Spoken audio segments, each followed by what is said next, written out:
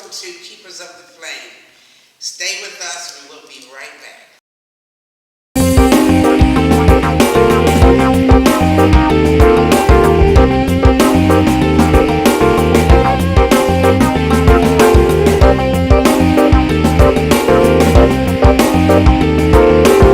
Well, good afternoon and welcome.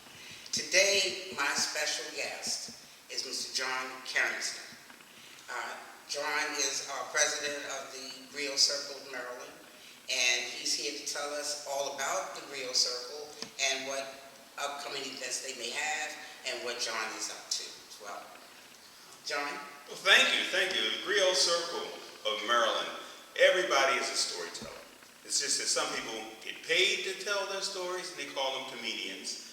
Others don't get paid, and they're called, my Uncle Joe is really funny at the family gatherings. And then some just like to tell the truth. Grandma, she was something. Let me tell you about Grandma. Okay. So everybody is a griot at heart. Griots are storytellers. In the African tradition, griot is called a jolly. And they go from village to village sharing news, history, words of inspiration to help the young people know what their legacy is. Because I've always believed that if you don't know your history, you're doomed to repeat it. Absolutely. And so many times the griot is that link between the past, the present, and the future. And I agree with that. The way society is working now, they're trying to dismantle our culture, and that's why it's important for us to continue to tell these stories about who we are, so that the kids will have we'll leave a legacy behind for them. So. And that's the important role of the griot. We have our ears to the wall, and we're listening to what's going on. And when there are lies being presented, we are the ones who help to present a truth that our people can use to grow from the present and into the future. So, speaking of the future, what is the future with the Griot Circle? Tell them about how its conception and what they're doing actively. Well, the Griot Circle of Maryland meets every first Saturday of the month at the Walbrook branch of the Enoch Pratt Library. We meet at 1 o'clock. If you want to be a storyteller, who can tell a tale that will teach a lesson.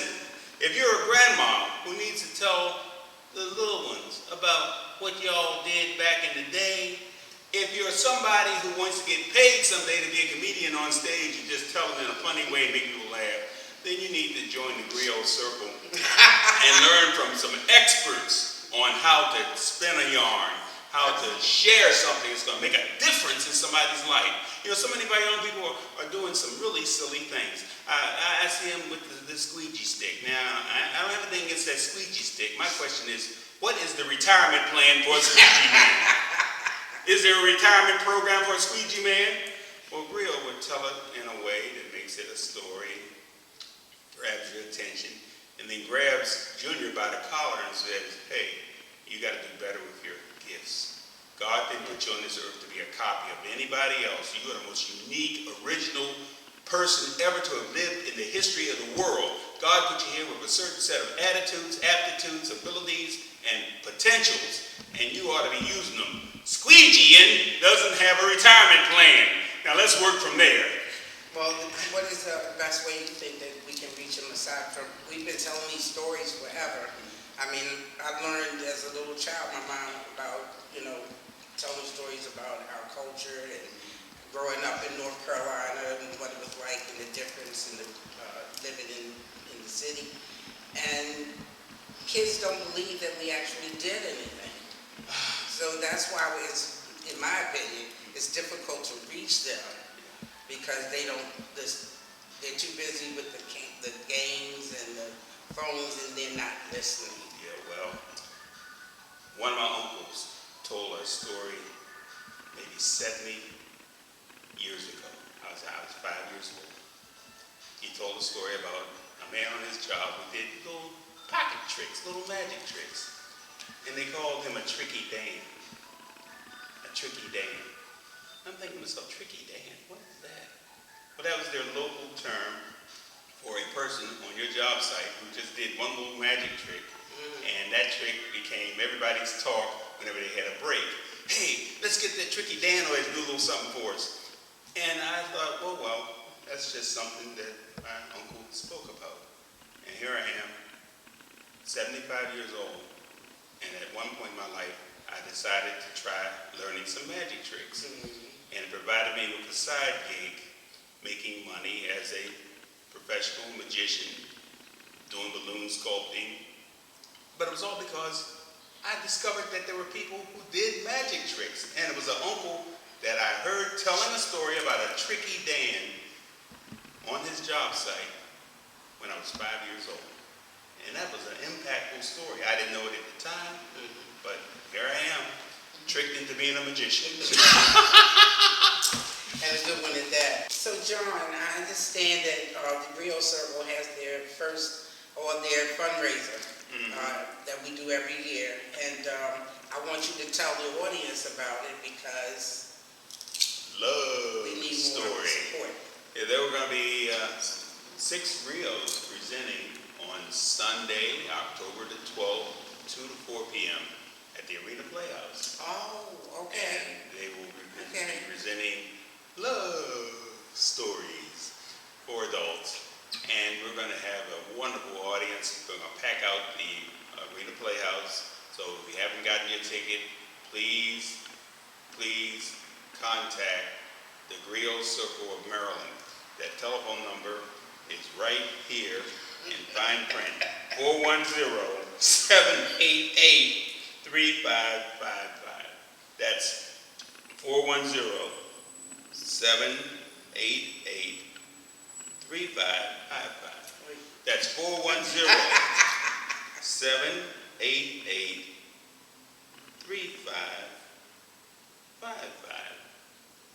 And we're also in the process of recruiting. So if you're interested, come to the Griot Circle. We meet the first Saturday of every month. Yeah. And, bring your gifts. And you'll learn a lot more about who you are as you partake in this group. They're amazing ladies and gentlemen. They're smart and awesome storytellers. That's why they're part of this program. We have a wide range of abilities and talents. We have Mama Deborah, who is really great with fashion and designing hats.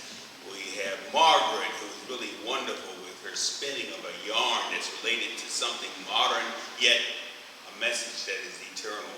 And we have Gordon Parks, we call him Surah, who is a very educated and astute storyteller who can bring you wisdom from the past, but using terms that we all can understand.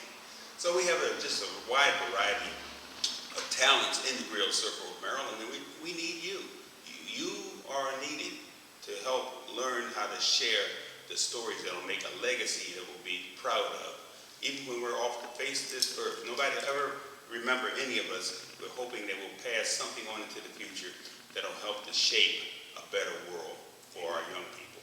And don't forget, we have the website where if you want a teller to come to your church or your school or your community center, just call that number that John just gave you, and come and help us out. That's right. Griot Circle of Maryland. Look us up on the internet. Griot Circle of Maryland. We're going to have our National Association of Black Storytellers convention too. That's right. It's in November. That's in November. And it's in Atlanta, I believe. It's Atlanta, Georgia. Are you going? Yes, I am, y'all. I see. Right. I don't fly. You don't fly. I don't fly. You can walk to the door of the plane, can't you? No. You get on the plane. No, that won't happen. That won't happen. But I'm there in spirit, and I'm, also joining the National Association of Black Storytellers. Okay, beautiful. Because I like to be on a much higher plane. There's nothing wrong with Griot Circle. I've been with them since oh my goodness, at least 15 years, on and off, and they strongly supported me. They understand what we're trying to do. We tell our stories. We through stories. All right, well, and of course there are going to be occasions locally that you can come out and see the griots in action.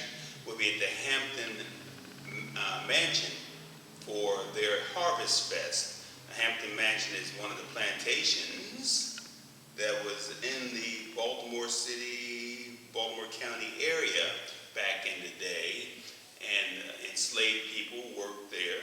When harvest time came, there were certain things that the enslaved people could do to take some of the pressure off and relax. And the griots will be sharing the true stories about what the enslaved people did on Hampton Plantation, which is located in the Towson area. And that is going to happen on the 18th of October the 18th. Can I share? Yes, I've please. performed at the Hampton Mansion several times. Actually, we were going to do what they call living history, and I was to portray the milk lady. You know, I was placed in the house, and they would milk the cow, and then I would, churn and make butter, and the whole nine. And then I was also portraying the only black slave that is buried on the plantation. She was their housekeeper, and she took care of them, and they loved her like like family. But that place is amazing. You need to go. It's one of the last plantations left in the state. Well, not necessarily the state, but in Maryland. Okay. I mean in Towson. And the National Park Service has invited us back to do the Harvest Festival this year. They loved the storytelling we did last year, and of course we brought Mama Deborah out to sing songs and share that aspect of what the enslaved people were able to do. And of course we had me doing some storytelling with a little bit of trickery in it, because I believe that a storyteller should have props every now and then, a drum, a shaker, a guitar, or maybe even a piece of wood or a stone, or perhaps some artifact that can be related to what the enslaved people used in their daily work. And you tell a story, you spin a tale around that item.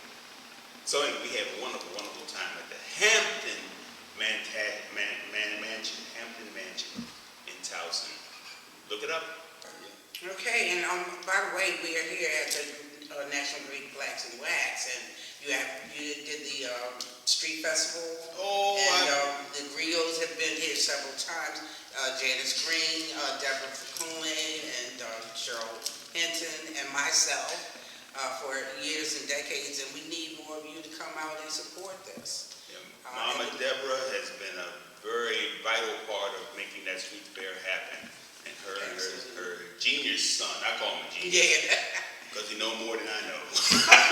But he's past president of the National Association of Black Storytellers. Oh, okay. And he's really dynamic, and he's helped to organize that street fair. And Dr. Martin was there. I saw her this year, and I had a chance to do a few little magic tricks and share some thoughts and ideas. So it was really wonderful. And again, another opportunity to see a griot in action. The National Great Blacks in Wax Museum. Contact Dr. Martin, ask when the griots are going to be presenting. It might be for Kwanzaa, it might be for a special event, who knows. But check in with Dr. Joanne Martin here at the National Great Blacks in Wax Museum. And that number is 410-563-3404. So John, tell us about the origination of the griot circle. I, as a young woman, met Mary Carter Smith, who taught us how to tell stories when she was an artist in residence at Morgan State University. And so tell us a little bit more about Mother Mary. Well, Mother Mary decided that we needed to get an organized group of storytellers, black storytellers together here in Baltimore City.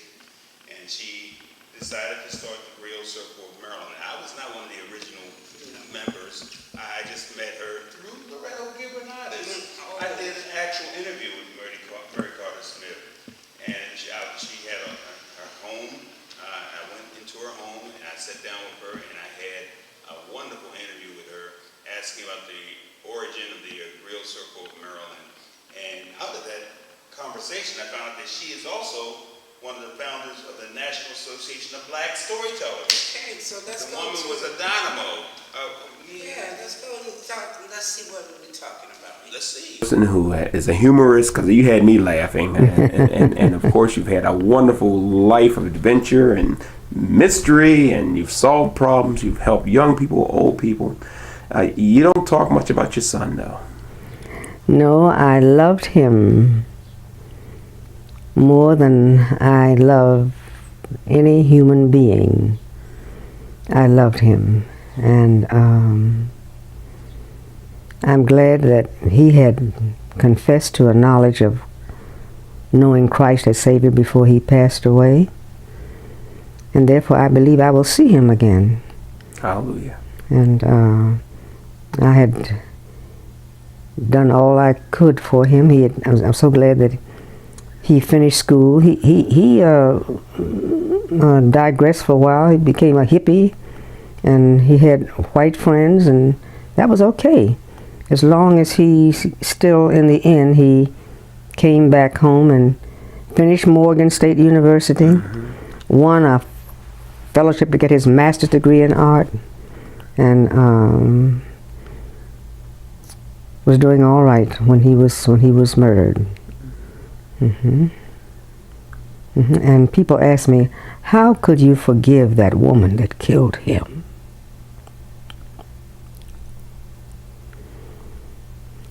I couldn't, but God did. When she asked me, will you forgive me?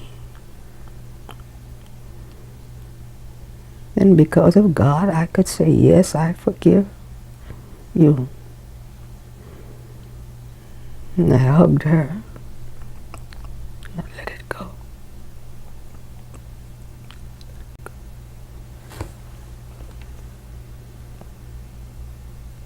Wow, that was amazing. Well, what can I say? Amazing person. I was a lot younger than I you. know, right? I can remember stuff a lot better too. Oh my goodness. She was a phenomenal woman. I mean, she had a presence. Yes. When we were like in our circle, every word, we stood on every word that came out of her mouth. She was just amazing like that. And so while we're talking about her, what about Kinderman? Oh my goodness. John Taylor, who is no longer with us, but his spirit is with us. He left all the charm and the innocence behind. At least that's how I feel about him. Flawless. Call the police. Yeah, call the police. Those were his favorite expressions. That's right, and he inspired a lot of people to, number one, be who they are. That's one of the things he emphasized. He went to college at Morgan State University. His brother wanted him to be a mathematician or something or other, and it just didn't fit his personality and his style. So he ended up in an art class. That art class led to a degree in art, and he ended up teaching in the Baltimore City Public School System. And he made an impact on students in the area of art. And then he discovered that he had gifts and talents in dance, gifts and talents in working with people. And next thing you know, he developed the Kinderman. And that character is known worldwide. He was like actually syndicated for a number of years. So since we're talking about him, why don't we see him in action? Absolutely. Like Charlie Chapman, everybody had a signature. And I was in Chicago and I was being introduced to the kids at that time, and they were saying, this is John Joseph, this is so-and-so. When they got to me, I said, I'm Kinderman from Kinderland. And I had these kinder kids. And I thought, because I always had a derby, and I got 8 different colored derbies. I had 12, 15 cummerbunds and sweaters. I mean, because it's unique. And shoes and all that. And I wear it every day. I've never had in the last 8 years without a bow tie or this or that. And so I go to places right now, and people say, Kinderman! Could you do a little something for us right here on the show? Yeah, give us a little sample. 1, 2, 3. Friends, friends, 1, 2, 3. All my friends are here with me. You're my friend, you're my friend, you're my friend. You're my friend. It's friends, friends. 1, 2, 3. All my friends are here with me. Aha. Stein shaloch haba. Ko havel rupo ita. Atahavel. Atahavel. We do subtitles on this show, Atahavel. For those of you watching in Israel tonight, Kinderman, speak your language. De toi, tous mes amis sont assis avec moi. Tu es mon ami, tu es mon ami, tu es mon ami, tu es mon ami. Ami, ami, un, deux, trois. Tous mes amis sont assis avec moi. Amigos, amigos, Amigos, we have todos amigos. mis amigos están. That's what he did. He that's- makes us, he brings that joy, back into our story, and he makes you laugh, and he makes you glad to be alive. Flawless, flawless. Call the police, call the police. So I miss him. But again, we're actually trying to recruit now more people to get involved. So we're imploring you to come out and support this organization and all of our organizations. We have the National Great Blacks and Blacks. We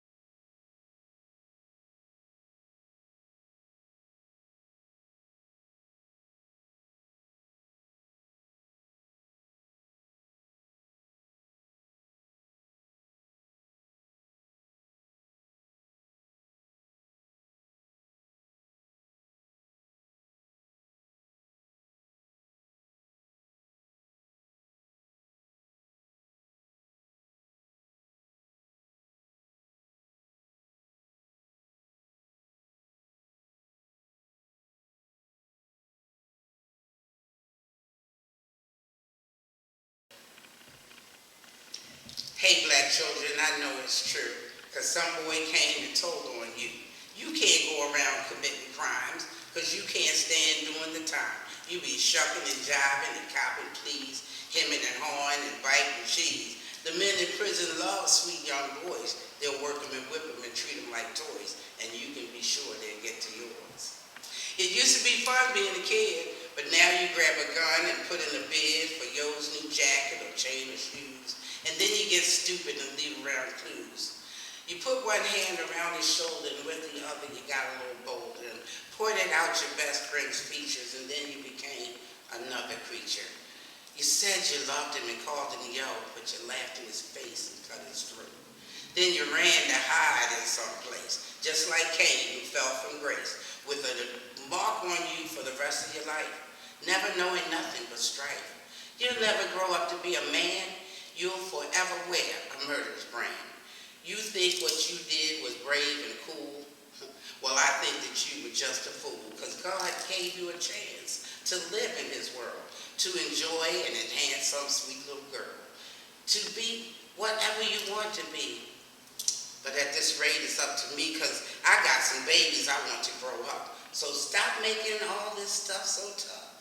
We as black people have a lot more at stake, and we need a break.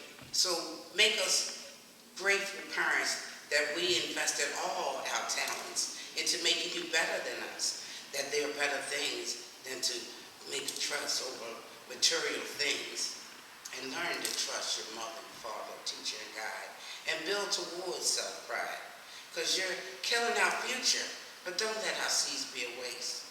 But then again, it might have been better if some of you had never had a taste.